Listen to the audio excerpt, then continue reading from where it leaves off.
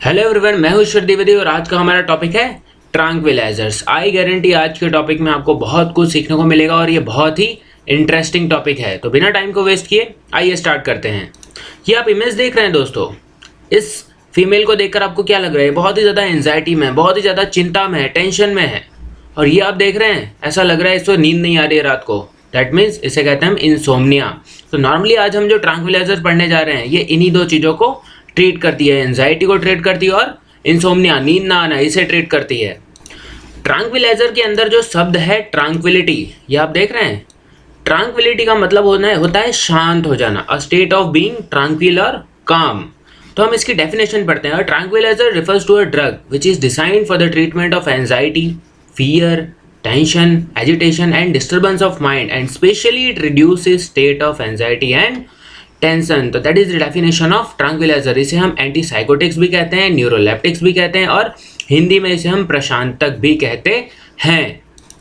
बहुत से लोगों को ऐसा लगता है जैसे कि सिडेटिव्स और ट्रैंक्विलाइजर्स एक ही चीज़ है। ये आप देख रहे हैं, सिडेटिव्स और ट्रैंक्विलाइजर्स एक ही चीज़ है। नॉर्मली आप बोल सकते हैं कि एक ही चीज़ है, लेकिन इसके अंदर कुछ डिफरेंस भी है। क्या डिफरेंस है? When you are giving sedatives तो इट ऑफर्स इंक्रीज एनाल्जेसिया। इंसान थोड़ा सा ज़्यादा बेहोश रहता है और उसे दर्द का अनुभव नहीं होता कंपेयर टू ट्रैंक्विलाइजर्स। और जब आप उसे सिडेशन दे रहे हैं, सिडेटिव्स दे रहे हैं, तो he is not aware of his surroundings. उसे अपने आसपास के एनवायरनमेंट के बारे में पता नहीं होता। While if you are giving him tranquilized drugs, then he is aware of his surroundings but looks not caring, not much caring. मतलब आप जब इसे सिडेटिव्स दे रहे हैं तो he is completely unaware of his surroundings. उसे उसके आसपास क्या चल रहा है उसे नहीं पता चलेगा। लेकिन उसने अगर ट्रैंक्विलाइजर्स लिया है तो he is aware of his surroundings, उसे अपने आसपास क्या चल रहा है पता होगा, लेकिन ऐसा लगेगा कि he is not caring about that.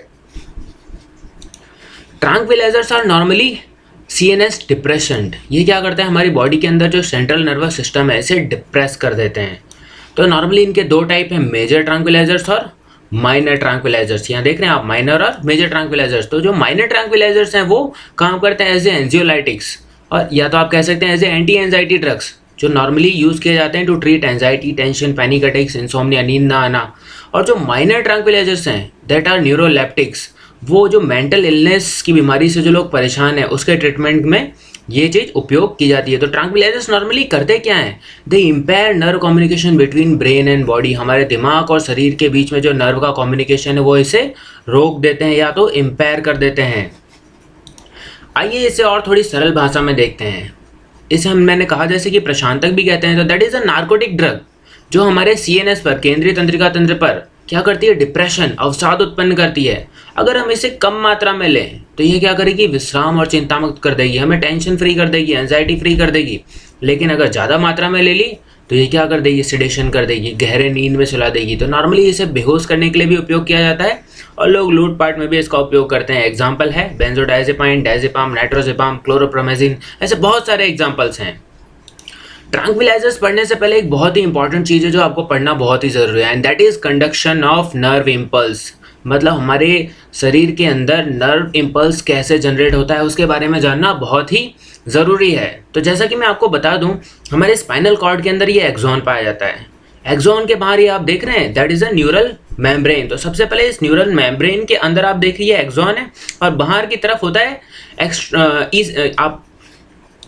Extra cellular fluid. बाहर की तरफ क्या होता है दोस्तों? Extra cellular fluid. तो आइए देखते हैं। ये जैसा कि मैंने बताया ये मेम्ब्रेन है, ये जो मैंने आपको पहले बताया था न्यूरल मेम्ब्रेन। न्यूरल मेम्ब्रेन कौन सी है? ये वाली, ये न्यूरल मेम्ब्रेन है। हमारी न्यूरल मेम्ब्रेन के अंदर अलग अलग चैनल्स पाए जाते हैं। ये देखिए, ये सोडियम चैनल है, ये पोटेशियम चैनल है। तो नॉर्मली इनका काम क्या होता है? सोडियम या पोटेशियम को यहाँ से अंदर या बाहर आने जाने देना। ठीक है दोस्तों, एक चीज़ और है, that is a sodium potassium pump. तो ये जो है कॉन्सेंट्रेशन ग्रेडियंट के अगेंस्ट काम करता है, क्योंकि इस पंप को ऑपरेट करने के लिए ATP की आवश्यकता पड़ती है। तो जैसे कि मैंने आपको बताया, ये आप देखिए, ये सोडियम चैनल है, पोटेशियम चैनल है, ये मेम्ब्रेन के बाहर का हिस्सा जो ECF से भरा हुआ है, एक्स्ट्रा सेलुलर फ्लूइड से भरा हुआ है, और अंदर का हिस्सा जिसे हम एक्सोप्लाज्म कहते हैं, यहाँ पर भी फ्लूइड भरा हुआ है। ये देखिए, जब भी हमारे नर्व के अंदर इम्पल्स जनरेट होने वाला होता है तो जनरेट होने से पहले सबसे पहले वो पोलराइज रहती है। जब भी पोलराइज रहती है मेम्ब्रेन, तब क्या होता है, पोलराइज होते टाइम यहाँ बाहर की तरफ पॉजिटिव चार्ज ज़्यादा होता है और अंदर की तरफ नेगेटिव चार्ज ज़्यादा होता है। आप कह सकते हैं बाहर की तरफ सोडियम आयन ज़्यादा होते हैं और अंदर की तरफ पोटेशियम आयन ज़्यादा होते हैं। लेकिन जब भी कोई इम्पल्स जनरेट होती है तो क्या होता है, सोडियम आयन्स इस चैनल के थ्रू अंदर की तरफ आते हैं। मतलब यहाँ क्या होता है, प्लस जो आप कह सकते हैं इम्पल्स है, सोडियम का इम्पल्स है वो बढ़ जाता है, सोडियम का कॉन्सेंट्रेशन बढ़ जाता है। सोडियम का कॉन्सेंट्रेशन बढ़ते ही क्या होता है, ये मेम्ब्रेन डीपोलराइज हो जाती है और डीपोलराइज होते ही यहाँ पर एक इम्पल्स जनरेट होता है, नर्व इम्पल्स जनरेट होता है। इसे ही हम कहते हैं एक्शन पोटेंशियल दोस्तों। अब इम्पल्स जनरेट होने के बाद प्रक्रिया होती है रीपोलराइजेशन की। रीपोलराइजेशन के अंदर ये सोडियम चैनल जो है पूरा बंद रहता है, इस सोडियम को अंदर आने नहीं देता। लेकिन ये पोटेशियम चैनल क्या करता है, अंदर की तरफ से इस पोटेशियम आयन को बाहर की तरफ भेज देता है। उसके बाद ये फिर बंद हो जाता है।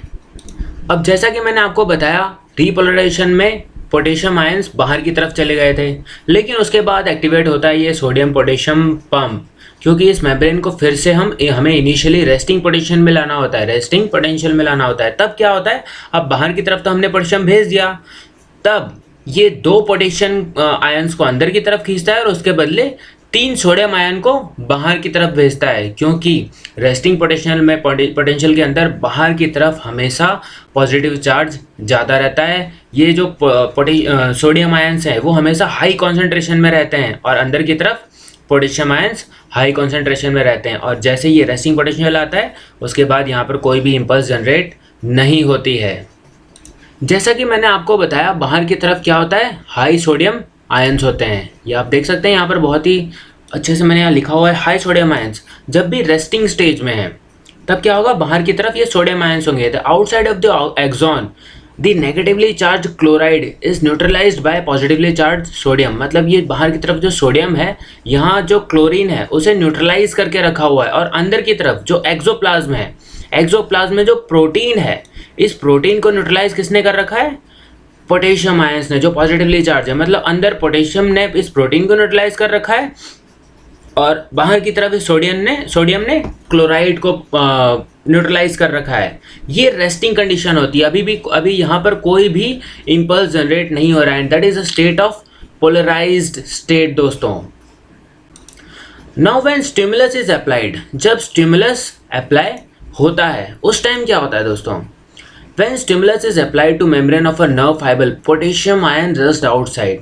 जैसे कि मैंने आपको बताया, जब भी स्टिमुलस अप्लाई होता है तो पोटेशियम आयन क्या करते हैं, बाहर की तरफ जाते हैं और सोडियम आयन अंदर की तरफ आते हैं। सोडियम आयन क्या कर रहे हैं, अंदर की तरफ आ रहे हैं, क्योंकि अंदर पॉजिटिव चार्ज बढ़ाना है।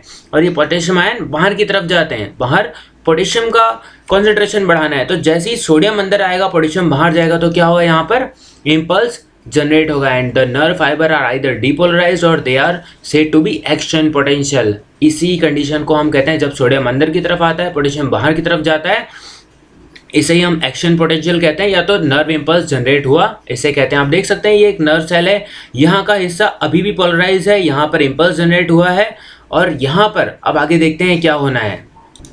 ये देखिए, now the process takes place in a reverse order.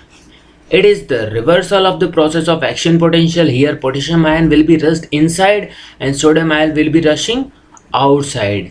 Impulse would not be transmitted through the nerve fibers during the refractory period. तो ये क्या कहना चाह रहा है, जैसे कि मैंने बताया यहाँ पर पोलराइज्ड है मतलब यहाँ पर पोटेशियम की संख्या ज़्यादा है और यहाँ पर सोडियम की संख्या ज़्यादा है। आप मान लीजिए ये सेट ए है, ये सेट बी है, ये सेट सी है।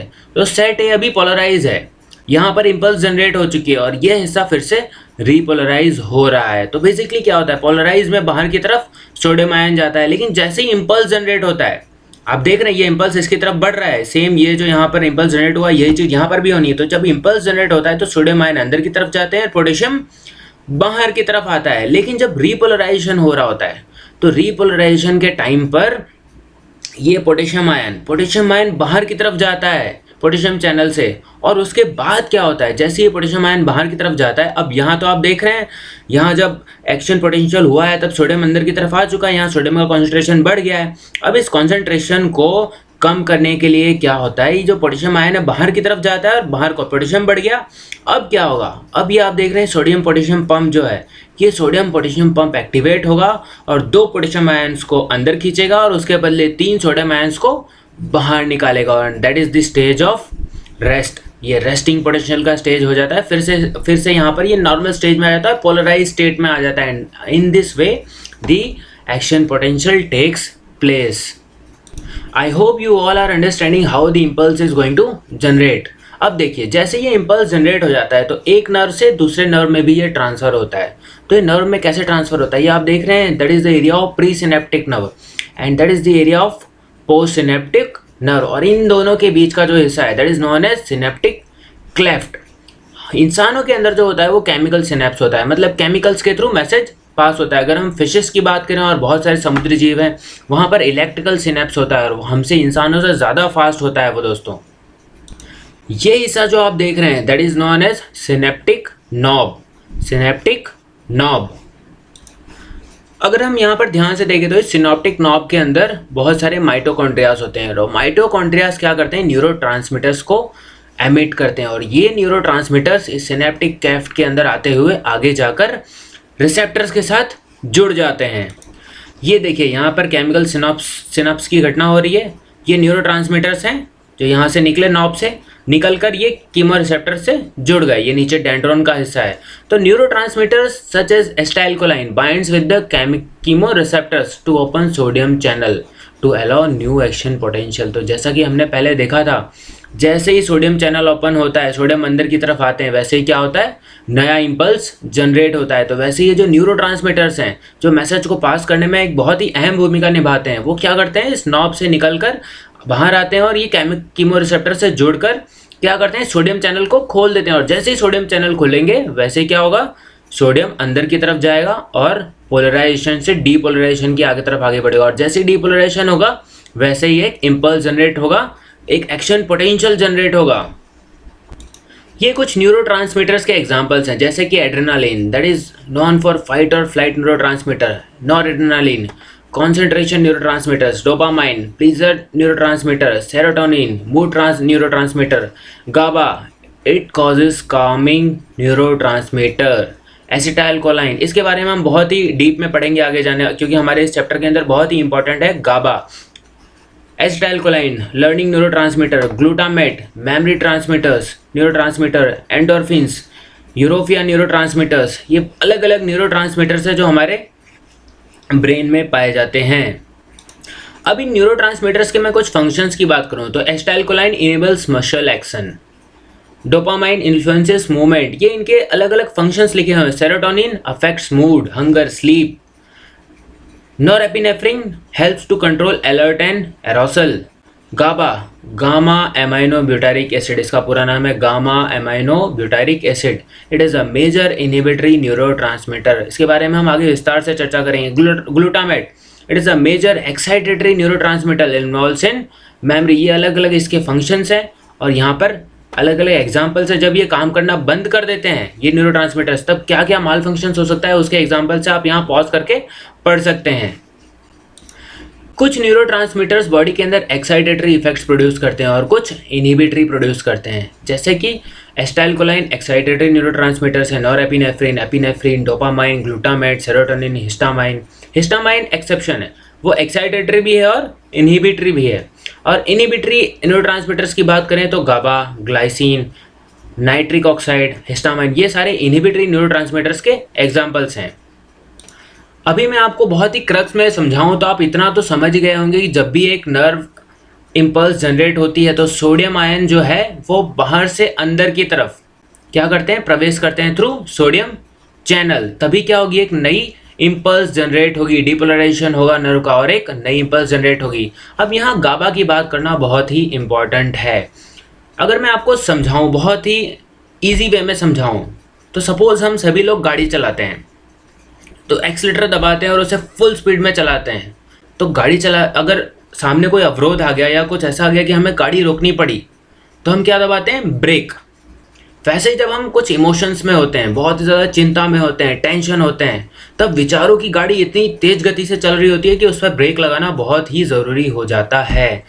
तब हमें इमोशन से बाहर निकालने के लिए जो ब्रेक लगता है हमारे शरीर के अंदर, जो ब्रेक लगता है उसी का नाम है GABA, gamma amino butyric acid. तो it is a brake of brain. हमारे दिमाग में जो विचार चल रहे हैं, विचार की गति को रोकने के लिए जो ब्रेक दिया हुआ है भगवान ने, that is GABA, gamma amino butyric acid. It is inhibitory neurotransmitter. ये क्या करता है? इनहिबिशन करता है इम्पल्स का। It lowers the activity of neural cells in the brain and CNS। It moves brain and the body into lower gear. अगर ये बहुत ज़्यादा फास्ट गियर में चल रहे होंगे, अगर हमारे विचार, हमारे इमोशंस, इसी वजह से तो हमें चिंता होती है, टेंशन होती है, इसी वजह से तो हमें नींद नहीं आती जब हम बहुत ज़्यादा विचार करने लगते हैं, सोचने लगते हैं। बहुत सारी मेंटल बीमारियां जो होती हैं, मानसिक बीमारियां, इसी वजह से तो आती हैं। By inhibiting neural activity, GABA facilitates sleep. अगर आप बहुत ज़्यादा सोचने लगेंगे तो क्या करेंगे? टेंशन में आ जाएंगे। लेकिन जब आपके विचार कम हो जाएंगे तो क्या होंगे? आप शांत होने लगेंगे। तो गाबा क्या करता है? आपको नींद की तरफ आगे ले जाता है। It reduces mental and physical stress. Stress कम करता है।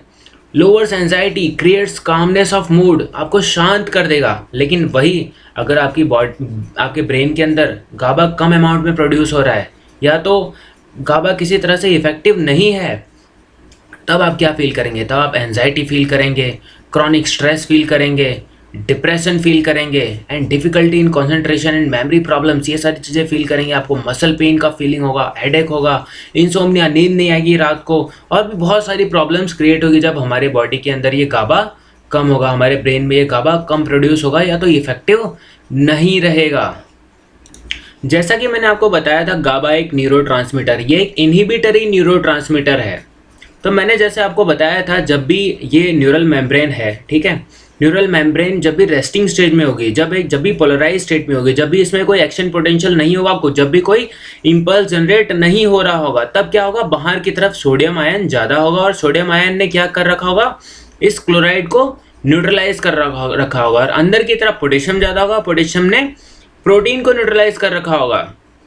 लेकिन जब भी हम ज़्यादा विचार करते हैं, ज़्यादा सोचते हैं, ज़्यादा टेंशन लेते हैं, तो क्या होता है? विचार बहुत ही तेज गति से हमारे दिमाग में चल रहा होता है, बहुत ज़्यादा हम टेंशन ले रहे होते हैं, तो ये इम्पल्स धड़ाम धड़ाम धड़ाम बहुत स्पीड में हमारे नर्व्स के सेल्स के अंदर से बहुत तेज़ी से चल रहा होता है। इसका मतलब उस टाइम क्या होता है? यहाँ कहीं जहाँ सोडियम चैनल होगा, सोडियम चैनल से सोडियम फटाफट हमारे नर्व्स के अंदर आ रहा होगा, और इम्पल्स बहुत ही तेज़ी से जनरेट कर रहा होगा। तो इस इम्पल्स को ब्रेक लगाने के लिए, दिमाग को शांत करने के लिए, हमारे ब्रेन से एक इनहिबिटरी न्यूरोट्रांसमीटर रिलीज होता है, उसका नाम है GABA, gamma amino butyric acid. ये हमारे लिए एक वरदान है, इन विचारों पर ब्रेक लगाने का काम करता है। वो ब्रेक कैसे लगाता है? ये न्यूरोट्रांसमीटर यहाँ पर आकर अपने सब यूनिट्स के साथ अटैच हो जाता है। ये देखिए यहाँ लिखा है मैंने, गाबा बाइंड्स विद रिसेप्टर्स। यहाँ जो रिसेप्टर्स है, कीमोरिसेप्टर्स है, उनके साथ गाबा बाइंड कर लेता है एंड ओपनिंग द सेंटर पोर। इस सेंटर पोर को ये ओपन कर देता है, और उससे क्या होगा? बाहर की तरफ जो क्लोराइड आयंस बचे हुए हैं वो क्या होंगे? अंदर की तरफ जाएंगे। जैसे ही बाहर से क्लोराइड आयन अंदर की तरफ जाएंगे, अब यहाँ पर जब पहले इंपल्स जनरेट हो रही थी तब क्या हुआ था? सोडियम आयन अंदर की तरफ गए थे, यह मतलब यहाँ पर सोडियम पॉजिटिव चार्ज बढ़ गया था। लेकिन जैसे ही ये ओपनिंग खुलेगी, ये दरवाज़ा खुलेगा, ये सेंटर पोर खुलेगा, वैसे ही क्लोराइड आयन अंदर की तरफ जाएंगे। अंदर की तरफ जाएंगे तो अब यहाँ पर पॉजिटिव चार्ज ज़्यादा नहीं होगा, अब नेगेटिव चार्ज ज़्यादा होगा। और जैसे ही क्लोराइड आयन का अंदर कॉन्सेंट्रेशन बढ़ेगा, वैसे ही क्या होगा? विचारों पर ब्रेक लग जाएगा। ये जो इम्पल्स जनरेट हो रहे हैं वो जनरेट होना बंद हो जाएगा, और जो हम बहुत ही टेंशन में थे, फियर में थे, एंजाइटी में थे, वो सब खत्म हो जाएगा, और हम एकदम शांत हो जाएंगे। तो नॉर्मली क्या होगा? It increases negative charge inside and it makes more difficult to find excitatory inputs to cause an action potential. मतलब जो एक्शन पोटेंशियल बहुत स्पीड में चल रहा था वो अब चलना बंद हो जाएगा, और इस चीज़ पर एकदम से ब्रेक लग जाएगी। ये जो यहाँ से एक्शन पोटेंशियल फुल स्पीड में जा रहा था, जैसे ही ये क्लोराइड आयन अंदर आए, इन्होंने क्या किया? सोडियम को ब्लॉक कर दिया। आप ये कह सकते हैं यहाँ पर नेगेटिव चार्ज बढ़ा दिया है। देखिए एक्शन पोटेंशियल है, ये अब नेगेटिव में जा रहा है। नेगेटिव में जाएगा तो क्या? एक्शन पोटेंशियल जनरेट होना बंद हो जाएगा दोस्तों, और आप एकदम शांत हो जाएंगे, विचारों की गति एकदम धीमी हो जाएगी। तो इस तरह से काम करता है हमारा गाबा। तो ये क्या है? हमारे ब्रेन का ब्रेक है, जो विचारों पर ब्रेक लगाता है, इम्पल्स को रोक देता है। अब बात करते हैं हमारे ब्रेन के अंदर जो लिम्बिक सिस्टम है उसके बारे में। तो इस लिम्बिक सिस्टम के अंदर एक पार्ट है, इसका नाम है एमाइगडाला।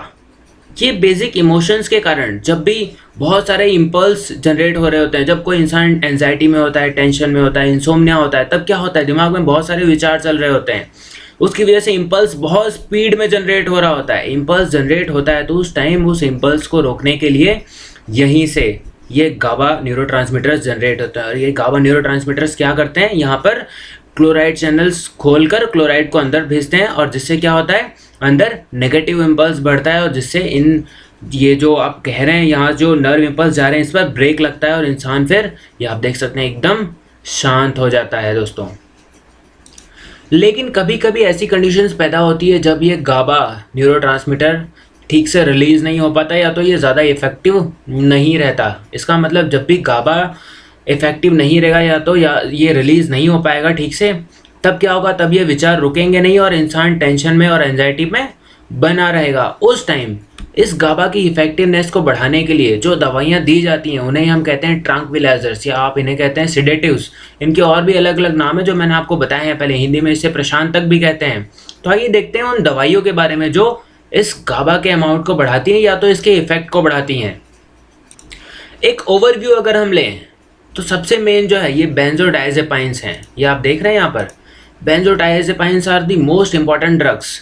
फिर कुछ बार्बिचुरेट ड्रग्स हैं, उसके बाद कुछ एटिपिकल जो नॉन बेंजोडाइजेपाइन ड्रग्स है वो इस तरह से हैं। बेंजोडाइजेपाइंस के अंदर भी शॉर्ट एक्टिंग है, शॉर्ट एक्टिंग के अंदर ट्राइजोलाम, लोराजेपाम, डायजेपाम। कुछ इंटरमीडिएट ड्रग्स हैं जैसे कि अल्प्राजोलाम, कुछ लॉन्ग एक्टिंग ड्रग्स हैं जैसे कि फ्लोराजेपाम। अब हम बार्बिचुरेट्स की बात करें तो अल्ट्रा शॉक एक्टिंग के अंदर आ रहा है थायोपेंटाल, शॉर्ट एक्टिंग में है सेकोबार्बिटाल, लॉन्ग एक्टिंग के अंदर है फिनोबार्बिटाल, और कुछ एटिपिकल ड्रग्स हैं। अब मैं बेंजोडाइजेपाम और बार्बिचुरेट्स, ये आप देख रहे हैं दो नाम यहाँ पर है, ये है बेंजोडाइजेपाम और ये दूसरा आप देख रहे हैं दैट इज बार्बिचुरेट। फिर से बता रहा हूँ ये आपको, ये है बेंजोडाइजेपाम और ये है बार्बिचुरेट। अब इन दोनों के हम सेंट्रल नर्वस सिस्टम के इफेक्ट और इनके डोज पर अगर एक ग्राफ देखें तो आप यहाँ पर देख सकते हैं ग्राफ। दोनों दवाइयों का जब डोज धीरे धीरे बढ़ाया जाता है तो एक लेवल तक दोनों दवाइयाँ किस तरह से काम करती हैं, दे एक्ट एज सिडेटिव्स और इसके अलावा एंजियोलाइटिक, चिंता को दूर करती हैं या तो नींद लाती हैं एक लेवल तक। लेकिन जैसे ही इन दवाइयों का लेवल डोज और बढ़ाया जाता है तो ये क्या करती हैं, हिप्नोसिस प्रोड्यूस करती हैं। लेकिन उसके बाद फिर से जैसे ही इन दवाइयों का लेवल जब हम बढ़ाते हैं तो ये दवाइयाँ एनाल्जेसिया भी प्रोड्यूस करती हैं, मतलब पेशेंट को बेहोश कर देती हैं। लेकिन बेंजोडाइजेपाम और बार्बिचुरेट्स के अंदर बहुत ही एक डिफरेंस है। बेंजोडाइजेपाम का जैसे जैसे हम डोज बढ़ाते हैं तो ये मैक्सिमम एनाल्जेसिया प्रोड्यूस करेगी। इसका मतलब ये इतनी ज़्यादा खतरनाक नहीं है, इसकी टॉक्सिसिटी इतनी ज़्यादा नहीं होती है। लेकिन if we talk about barbiturates, अगर इसका हम डोज फिर से बढ़ाते हैं तो ये मेडुलरी डिप्रेशन प्रोड्यूस करती है और लास्ट में ये कोमा भी प्रोड्यूस कर सकती है। इसका मतलब इसकी टॉक्सिसिटी बहुत ज़्यादा है, इसका थेराप्यूटिक इंडेक्स बहुत कम है। अब हम देखते हैं ये बेंजोडाइजेपाइंस, उसके बाद ये बार्बिचुरेट्स, उसके बाद ये आप देखिए नॉन बेंजोडाइजेपाइन हिप्नोटिक्स, ये काम कैसे करते हैं। सबसे पहले तो मैं आपको ये बता दूं कि इन दवाइयों को देने की ज़रूरत क्यों पड़ी, क्योंकि अब हमारे ब्रेन के अंदर गाबा रिसेप्टर्स जो हैं ये कम इफेक्टिव हो गए, या तो जनरेट नहीं हो रहे हैं या तो अपना काम ठीक से नहीं कर रहे हैं। इस वजह से विचारों की गति पर ब्रेक नहीं लग रहा है। गाबा तो हमारे ब्रेन का ब्रेक है जो विचारों को ब्रेक लगाता है, जिससे चिंता घटती है और इंसान शांत होता है, काम हो जाता है, नींद आती है अच्छे से। अब ये ठीक से काम नहीं कर रहा तो इसे ठीक से काम करवाना पड़ेगा। तो हमने ड्रग दी बेंजोडाइजेपाइंस। ये देख रहे हैं इसका बेसिक स्ट्रक्चर है, हम स्ट्रक्चर्स के बारे में आगे और विस्तार से पढ़ेंगे। तो नॉर्मली ये काम क्या करता है, तो आप देख रहे हैं गाबा रिसेप्टर्स हैं, इसमें अलग अलग रिसेप्टर्स हैं, अल्फा रिसेप्टर, बीटा रिसेप्टर और गामा रिसेप्टर से अलग अलग रिसेप्टर्स हैं इसके, ये सब यूनिट्स हैं। यहाँ आकर गाबा क्या करता है, जुड़ जाता है और इस पोर को खोलता है, और इस पोर के खुलते ही कैल्शियम आयन, क्लोराइड आयन अंदर जाता है, और क्लोराइड आयन अंदर जाते ही क्या करता है, इम्पल्स पर ब्रेक लगा देता है। जैसे कि मैंने बताया आपको, सोडियम अंदर आ जाता है तो क्या होता है, इम्पल्स जनरेट होता है, लेकिन क्लोराइड अंदर जाते ही उसे क्या करेगा, न्यूट्रलाइज करेगा और अंदर नेगेटिव चार्ज बढ़ा देगा और इसे रेस्टिंग पोटेंशियल की तरफ ले जाएगा और इम्पल्स पर ब्रेक लग जाएगी। तो नॉर्मली ये बेंजोडाइजेपाइंस क्या करते हैं, अभी तक तो मैंने आपको बताया कि इम्पल्स जनरेट कैसे होता है, लेकिन ये बेंजोडाइजेपाइन क्या कर रहा है, benzodiazepine binds to GABA's receptor site. तो ये बेंजोडाइजेपाइंस क्या करेंगे, ये गाबा के रिसेप्टर साइट जो है यहाँ पर क्या करेंगे, ये जुड़ जाएंगे। और जुड़ने के बाद क्या करते हैं, ये जो साइट्स हैं, it increases affinity of GABA to GABA binding sites. यहाँ जुड़ते ही यहाँ जो दूसरे गाबा न्यूरोट्रांसमीटर से जो आकर यहाँ पर जुड़ नहीं पा रहे, इफेक्ट नहीं कर पा रहे, ये गाबा से इसकी एफिनिटी बढ़ा देते हैं। और एफिनिटी बढ़ाते ही तो क्या होगा, जो भी अवेलेबल गाबा यहाँ पर न्यूरोट्रांसमीटर है वो यहाँ पर आकर अटैच हो जाएगा, और अटैच होते ही क्या करेगा, इस चैनल को खोल देगा। तो बेसिकली बेंजोडायजेपाइन्स क्या करते हैं, it increases frequency of channel opening. अगर मैं आपको एग्जांपल दूँ, 1 सेकेंड के अंदर ये 10 बार नॉर्मली खुल रहा होगा, तो जैसे ही अगर आप बेंजोडायजेपाइन्स देंगे तो ये क्या करेंगे, गाबा की एफिनिटी को बढ़ा देंगे, गाबा ज़्यादा आकर यहाँ पर इफेक्ट करेगा। तो पहले जो 1 सेकेंड में 10 बार खुल रहा होगा, अब ये बढ़ के 20 बार या 50 बार या 100 बार खुलने लगेगा। तो ये चैनल जैसे ही खुलेगा वैसे ही क्लोराइड आयंस अंदर जाएंगे, अंदर आएंगे तो क्या होगा, नेगेटिव इंपल्स जनरेट होगा, ये रेस्टिंग पोटेंशियल में जाएगा मेम्ब्रेन, और यहाँ पर विचारों की गति पर ब्रेक लग जाएगा। तो इस तरह से ये काम करता है। काम कैसे करता है, ये ध्यान देखिएगा, ये इस वर्ड को आप ध्यान से समझिएगा क्या लिखा हुआ है, it increases the frequency of channel opening. मतलब फ्रीक्वेंसी का मतलब क्या होता है, ये कितनी बार 1 मिनट में इसको खोल सकता है, that is known as frequency. तो ये क्या करता है, इस चैनल की फ्रीक्वेंसी को बढ़ाता है, इस चैनल के खुलने की फ्रीक्वेंसी को बढ़ाता है। ये कितनी बार खुल रहा है उस पर इफेक्ट करते हैं बेंजोडायजेपाइन्स। इसके एग्जांपल्स हैं अल्प्राजोलम, क्लोनाजेपाम, लोराजेपाम, फिर ये देखिए आप क्लोरडायजेपोक्साइड, डायजेपाम, टेमेजेपाम। इसके साइड इफेक्ट्स क्या हैं, बेंजोडायजेपाम्स के साइड इफेक्ट्स हैं ड्रॉसीनेस, डिजीनेस, इम्पेयर्ड कोऑर्डिनेशन, ये इसके कुछ साइड इफेक्ट्स हैं। अब हम बार्बिचुरेट्स की बात करें तो बार्बिचुरेट्स की टॉक्सिसिटी बहुत ज़्यादा होती है और इसकी इफेक्टिवनेस भी बहुत ज़्यादा है दोस्तों। तो ये मेनली बहुत अलग अलग तरीके से काम करता है। तो सबसे पहला तरीका जो देखते हैं, instead of increasing ion channel opening frequency. मतलब ये क्या करता है, अभी जो हमने देखा था बेंजोडायजेपाम, वो क्या करता है, इन चैनल्स को बार बार खोलने की कोशिश करता है, फ्रीक्वेंसी बढ़ा देता है, मतलब ये बार बार खुलेंगे। लेकिन बार्बिचुरेट्स क्या करता है, इसके ड्यूरेशन को ही बढ़ा देता है। जो मतलब पहली बार सिर्फ कुछ माइक्रो सेकेंड्स के लिए खुल रहे थे, अब वो ज़्यादा टाइम तक खुले रहेंगे। और सीधी सी बात है, अगर ये चैनल ज़्यादा टाइम तक खुले रहेंगे तो ज़्यादा अमाउंट में ये देखिए क्लोराइड्स अंदर की तरफ आएंगे। ज़्यादा क्लोराइड्स अंदर आएंगे तो यहाँ पर ज़्यादा नेगेटिव इम्पल्स होगा, इम्पल्स पूरी तरह से यहाँ पर इम्पल्स पर ब्रेक लग जाएगा, और ब्रेक लगेगा तो विचार एकदम शांत हो जाएंगे, या कोई भी दूसरे जो नर्व इम्पल्स हैं वो भी नहीं जा पाएंगे, और इंसान को नींद आ जाएगी, आराम से सो जाएगा। इसके अलावा it holds the ion channel opening continuously for a longer period of time. इस आयंस को, इस चैनल को ये लंबे टाइम तक, ये जो बार्बिचुरेट्स हैं लंबे टाइम तक खोल के रखेंगे। सीधी सी बात है, लंबे टाइम तक खोल के रखेंगे तो क्लोरीन ज़्यादा अमाउंट में आएगा। और इसकी एक खासियत और है, it decreases the activity of excitatory neurotransmitter such as acetylcholine and glutamate. ये देख रहे हैं, हम अभी जो गाबा की बात कर रहे थे, गाबा जो है वो इनहिबिटरी न्यूरोट्रांसमीटर है, लेकिन ये जो एसिटाइलकोलाइन और ये जो ग्लूटामेट है, ये क्या है, एक्साइटेटरी न्यूरोट्रांसमीटर्स हैं। तो ये जो बार्बिचुरेट्स है, इन दोनों की एक्टिविटी को भी कम कर देगा, मतलब बॉडी ज़्यादा एक्साइट नहीं रह पाएगी, तो क्या हो जाएगी, शांत हो जाएगी। और इसकी एक खासियत और है इन बार्बिचुरेट्स की, वो ये है कि जब हम इन्हें हायर डोज में, मतलब ज़्यादा डोज में देंगे तो ये क्या करेंगे, इस गाबा की ही नकल करने लगेंगे। किसकी नकल करने लगेंगे दोस्तों, ये इस गाबा की ही नकल करने लगेंगे, मिमिक करने लगेंगे। इसका मतलब ये खुद गाबा की तरह बिहेव करने लगेंगे and directly activates the GABA receptor. मतलब जब बार्बिचुरेट्स का हम डोज बढ़ाते हैं तो ये खुद गाबा बन जाते हैं और रिसेप्टर्स को डायरेक्टली ओपन करने लगते हैं, and that leads to profound means intense, बहुत ही ज़्यादा नर्वस सिस्टम डिप्रेशन प्रोड्यूस करता है, and its toxic dose is not much higher than therapeutic dose. इससे ही बताते हैं आप, ये देखिए 3 तरह से इफेक्ट कर रहा है।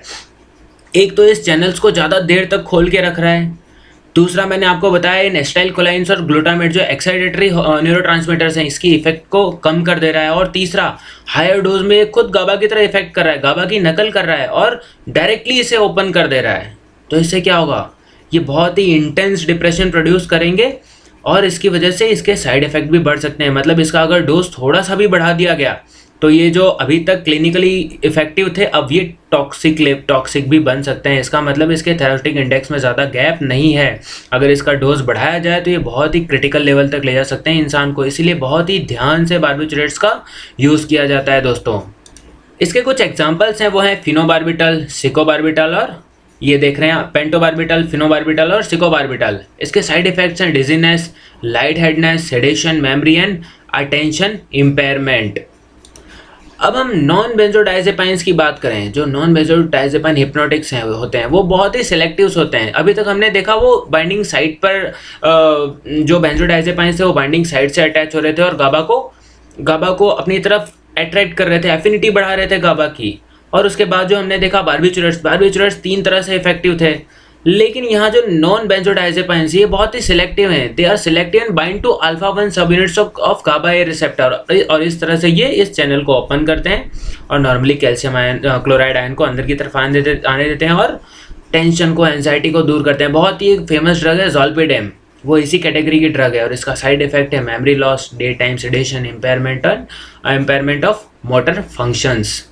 तो अभी तक जो हमने देखा वो नार्कोटिक ड्रग्स के बारे में देखा। नार्कोटिक्स के अंदर जो बेंजोडाइजेपाइंस हैं, बार्बिचुरेट्स हैं, फिर एटिपिकल ड्रग्स हैं, उनके बारे में देखा। अब हम स्पेसिफिकली सिर्फ ट्रैंक्विलाइजर्स की बात करते हैं। जैसा कि अभी तक हम जान चुके हैं जो नार्कोटिक ड्रग्स हैं वो अगर लो डोज में दी जाती हैं तो वो ट्रैंक्विलाइजर्स का काम करती हैं, मतलब इंसान को शांत कर देंगी, सुला देंगी, एकदम ठंडा बना देंगी, काम बना देंगी, ट्रैंक्विल कर देंगी। और this are also used as anti psychotics drugs, neuroleptics जो मानसिक बीमारी में यूज़ की जाती हैं। तो उसके कुछ एग्जाम्पल्स हैं।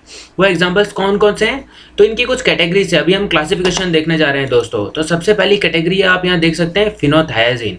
फिनोथायाजीन के अंदर भी 2 है, फिनोथायाजीन और थायोजेंथाइन। फिनोथायाजीन का एग्जाम्पल है क्विनाइन और थायोजेंथाइन का एग्जाम्पल है क्लोरोप्रोथायाजाइन और फ्लूपेनथैक्सोल। अब ब्यूटायरोफिनोन्स का एग्जांपल देखें तो हेलोपेरिडोल का स्ट्रक्चर बहुत ही फेमस है, आप देखिएगा, मैं आगे आपको बताऊंगा। ट्राइपेरिडोल, उसके बाद डायबेंजोडाइजेपाइंस के साथ 2 बेंजीन जुड़े रहते हैं, that is why it is known as dibenzopines. बहुत ही इंपॉर्टेंट कैटेगरी है ये दोस्तों।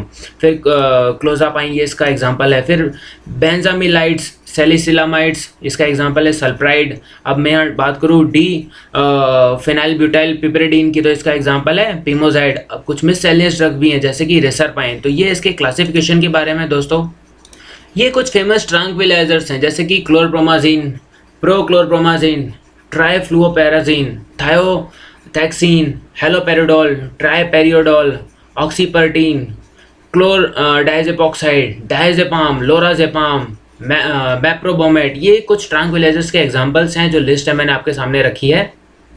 सबसे पहले बात करते हैं फिनोथायाजीन रिंग के बारे में। फिनोथायाजीन एक बहुत ही इजी रिंग है, जैसे कि आप देख सकते हैं यहाँ पर 3 रिंग है। 2 आप बेंजीन रिंग देख सकते हैं यहाँ पर, और बीच में यहाँ पर ये जो 6 मेंबर रिंग है उसमें एक जगह सल्फर है और एक जगह नाइट्रोजन है। बहुत ही इजी रिंग है और बार बार एग्जाम्स में ये स्ट्रक्चर पूछा जाता है, राइट डाउन और ड्रॉ द स्ट्रक्चर ऑफ फिनोथायाजीन। तो आप इसे ध्यान से देख लीजिए और अच्छे से याद कर लीजिए। इस फिनोथायाजीन रिंग की जो डेरिवेटिव ड्रग है वो है क्लोरप्रोमाजीन। क्लोरप्रोमाजीन का नाम है 2-chloro-10-3 डाइमिथाइल एमाइनोप्रोपाइल फिनोथायाजीन। तो देखिए 2 नंबर पोजीशन पर ये कार्बन लगा हुआ है, उसके बाद 10 नंबर पोजीशन से ये सब कुछ जुड़ा हुआ है। 10 नंबर में ये 3 डाइमिथाइल, तो आप देखिए 1 2 3 के साथ यहाँ पे देखिए डाइमिथाइल, 2 मिथाइल ग्रुप जुड़ा हुआ है। एमाइनो प्रोपाइल, प्रोपाइल कैसे 1 2 3 कार्बन है, methane ethane propane, 3 dimethyl amino propyl और फिनोथायाजीन। तो ये रिंग कौन सी है? फिनोथायाजीन। तो ये हो गया इस क्लोरप्रोमाजीन का IUPAC नाम। अगली ड्रग है प्रोक्लोरप्रोमाजीन। इसके अंदर भी आप देख सकते हैं ये फिनोथायाजीन रिंग है, बहुत ही इंपॉर्टेंट ड्रग है। आप इसका स्ट्रक्चर देख लीजिए पॉज करके, और इसे बार बार आप लिख के प्रैक्टिस करेंगे तो आपको आसानी से याद हो जाएगा। उसके बाद ये देखिए अगली ड्रग है दोस्तों ट्राइफ्लुरोपेराजीन। इसके अंदर भी फिनोथायाजीन रिंग है। मैं आपको ये सब इसलिए बता रहा हूँ, ये सारे फिनोथायाजीन के डेरिवेटिव्स हैं। सिंपली यहाँ देखिए 3 फ्लोरीन है और अगेन सेम स्ट्रक्चर, सिर्फ कुछ थोड़ा सा डिफरेंस है यहाँ पर दोस्तों। ये स्ट्रक्चर को आप पॉज करके ड्रॉ करिए कई बार, क्योंकि एग्जाम्स में बहुत बार पूछे जाते हैं। अगली ड्रग है थायोथैक्सीन। यहाँ थोड़ा सा डिफरेंस है, देख सकते हैं यहाँ पर नाइट्रोजन नहीं है, सिर्फ सल्फर है दोस्तों। इसे भी आप पॉज करके प्रैक्टिस कर लीजिए। नेक्स्ट ड्रग है हेलोपेरिडोल। हेलोपेरिडोल को हम ब्यूटायरोफिनोन्स भी कहते हैं या तो फ्लोरोब्यूटायरोफिनोन्स भी कहते हैं। इसका नाम देखिए ध्यान से, 4,4- पैराक्लोरोफिनाइल 4 हाइड्रोक्सीपिपेरिडीन 4- फ्लोरोब्यूटायरोफिनोन। नाम तो बहुत लंबा है लेकिन अभी मैं इसको आसान बनाता हूँ। ये देखिए 4,4- यहाँ देख सकते हैं 4 नंबर पोजीशन पर, और यहाँ पर अगेन 4 नंबर पोजीशन पर। फिर क्या है? पैराक्लोरोफिनाइल पैरा पोजीशन पर, और तो मेटा पैराक्लोरोफिनाइल पैराक्लोरोफिनाइल, उसके बाद 4 हाइड्रोक्सी, ये देखिए 4 नंबर पोजीशन पर हाइड्रोक्सी। फिर ये कौन से रिंग है, दैट इज अ पिपेरिडीन रिंग, पिपेरिडीन। उसके बाद 4 डैश, ये 4 डैश क्या है, फ्लोरो ब्यूटायरोफिनॉल, फ्लोरो और ब्यूटायरो 1 2 3 4 कार्बन, ब्यूटायरो फिनॉन। तो ये हो गया इसका आईयूपीएसी नाम। और ये हेलोपेरिडोल का स्ट्रक्चर है, बहुत ही इंपॉर्टेंट स्ट्रक्चर है। आप इसे कई बार ड्रॉ करके प्रैक्टिस कर लीजिएगा, बार बार एग्जाम में पूछा जाता है। नेक्स्ट जो स्ट्रक्चर आप देख रहे हैं वो बेंजोडाइजेपाइन का डेरिवेटिव और बहुत ही फेमस ड्रग है, इसका नाम है डायजेपाम। तो ये जो है 2 बेंजीन रिंग और बीच में एक डायजेपाइन रिंग से मिलकर बनी हुई होती है। ये डायजेपाइन जो रिंग है वो 7 मेंबर रिंग है। आप देखिए 1 2 3 4 5 6 7 मेंबर रिंग है और इसके अंदर 2 नाइट्रोजन है, एक नाइट्रोजन यहाँ और एक नाइट्रोजन यहाँ। 1 नंबर पोजीशन पर एक नाइट्रोजन और 4 नंबर पोजीशन पर नाइट्रोजन। और 1 नंबर पर जो नाइट्रोजन है वो सैचुरेटेड है और यहाँ जो 4 नंबर पोजीशन पर नाइट्रोजन, यहाँ देखिए डबल बॉन्ड है, ये सैचुरेटेड नहीं है, ये अनसैचुरेटेड है। तो ये खासियत है इस रिंग की। ये बेंजोडाइजेपाइन डेरिवेटिव जो डायजेपाम का ड्रग है बहुत ही इंपॉर्टेंट है, इसे आप याद रखिएगा। ये इसकी खासियत, ये 7 मेंबर रिंग है। इस रिंग के अंदर आप देख सकते हैं इलेक्ट्रॉन विड्रॉल ग्रुप है एट C7 पर, ये देखिए क्लोराइड आयन है। उसके अलावा आप देख सकते हैं 1 नंबर पोजीशन पर यहाँ पर आपको मिथाइल ग्रुप मिलेगा। फिर आप देखिए एक फिनाइल रेडिकल मिलेगा आपको C5 पर, इसका केमिकल नाम जो है 7 क्लोरो 2 3 डाईहाइड्रो 1 मिथाइल। फिर देखिए आप 5 फिनाइल 1H1 बेंजोडाइजेपाइन 2,1, ये इसका आईयूपीएसी नाम है या तो केमिकल नाम है। अब इस हेटेरो एटम को नंबरिंग कैसे देनी है दोस्तों वो देखते हैं यहाँ पर। तो hetero atom should be given least possible number. ये जब मैं आपको हेटेरोसाइकल्स पढ़ा रहा था उस टाइम पर मैंने आपको समझाया था, कम से कम नंबर देना पड़े, इस तरह से नंबरिंग देनी है। तो ये देखिए सबसे पहले जो गलत वाला है उसे देखते हैं। तो नंबरिंग कैसे दी है 1 2 3 4 5। तो देख रहे हैं लीस्ट पॉसिबल तो यहाँ मिल नहीं रहा है, 2 नंबर मिल रहा है। लेकिन अब यहाँ देखते हैं ये कैसे दिए 1 2 3 4 5। तो ये दोनों को लीस्ट पॉसिबल नंबर मिल रहा है, एक को 1 और एक को 4। और यहाँ देखिए एक को 2 मिल रहा है और एक को 5 मिल रहा है। फिर यहाँ 5 के बाद 6 7 8 9 इस तरह से नंबरिंग की हुई है। तो करेक्ट कौन सा है, जिसके अंदर हेटेरो एटम्स को लीस्ट पॉसिबल नंबर दिया गया है वो है 1 और 4। और यहाँ पर 2 and 5, ये 2 and 5 वाला इनकरेक्ट मेथड है, 1 and 4 वाला करेक्ट मेथड है। अब इस बेंजोडाइजेपाइन के कुछ स्ट्रक्चर के बारे में देखते हैं। तो all benzodiazepine has a benzene ring attached to a diazepine ring है। तो ये जो रेड के अंदर आप देख रहे हैं, ये रेड के अंदर है हमारा डायजेपाइन रिंग, और ये जो ग्रीन में देख रहे हैं आप, ग्रीन के अंदर है बेंजीन रिंग। तो in the green circle there are benzene ring and in the red circle there is a diazepine ring and with the whole 1,4 benzodiazepine ring system being in a blue ring. तो ये blue ring के अंदर आप जो देख रहे हैं दोस्तों, that is a 1,4 benzodiazepine ring. और ये जो 1 और 4 डिनोट कर रहा है, ये नाइट्रोजन के पोजीशन को डिनोट कर रहा है। अब हम ये जो डायजेपिन रिंग देख रहे हैं, जो बेंजोडाइजेपाम पढ़ रहे हैं, वो है क्या? तो दीज आर ट्रांक्विलाइजर्स जो हमारे विचारों को कम करती हैं, गाबा की एक्टिविटी को बढ़ाती है। इसके अलावा टेंशन फ्री करती है, एंजियोलाइटिक ड्रग्स हैं, हमारी चिंता को कम करती है। तो नॉर्मली ये जो ड्रग्स है इसकी इफेक्टिवनेस आती कैसे है? तो उसके लिए हमें जो सबसे इंपॉर्टेंट चीज़ देखनी है वो SAR, स्ट्रक्चर एक्टिविटी रिलेशनशिप, देखना बहुत ही ज़रूरी है। तो इस बेंजोडाइजेपिन रिंग के अंदर सबसे इंपॉर्टेंट चीज़ जो है वो रिंग बी, जैसे ये मैंने आपको जो बताया, ये डायजेपाइन रिंग बहुत ही इंपॉर्टेंट है। उसके अंदर भी 2 नंबर पोजीशन पर, पोजीशन 2 पर ये जो ऑक्सीजन है, ये जो कार्बोनाइल ग्रुप है, ये बहुत ही इंपॉर्टेंट है। इसके अलावा पोजीशन 4 और 5 में ये जो डबल बॉन्ड आप देख रहे हैं वो ऑप्टिमम एक्टिविटी के लिए बहुत ही ज़्यादा इंपॉर्टेंट है। इसके अलावा ये जो 5 नंबर पोजीशन पर ये जो आप देख रहे हैं फिनाइल ग्रुप है, ये भी इसकी एक्टिविटी को इंक्रीज करता है। लेकिन ये जो डबल बॉन्ड की शिफ्टिंग यहाँ से इधर हो जाती है, ये इसकी एक्टिविटी को थोड़ा सा घटाती है। तो this was all about the structure activity relationship of diazepine. आशा करता हूँ आपको चीज़ें समझ में आई हैं और इसी नोट पर मैं इस वीडियो को ख़त्म करता हूँ। अगर आपके कोई भी डाउट्स हैं तो आप कमेंट सेक्शन में जाकर पूछ सकते हैं। Thanks for watching, God bless you all.